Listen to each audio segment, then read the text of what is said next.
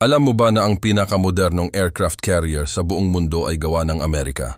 Ito ang USS Gerald R. Ford, CVN-78, ang kauna-unahang Gerald R. Ford class carrier ng US Navy.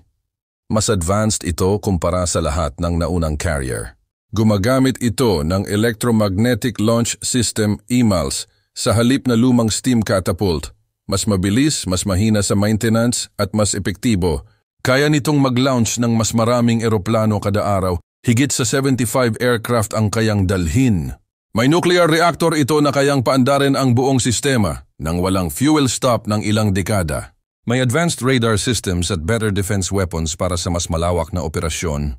Ang CVN-78 ay hindi lang basta barko, ito ay lumulutang na lungsod na kayang magkaroon ng 4,500 na tauhan, isang saksi sa lakas at inobasyon ng makabagong hukbong dagat.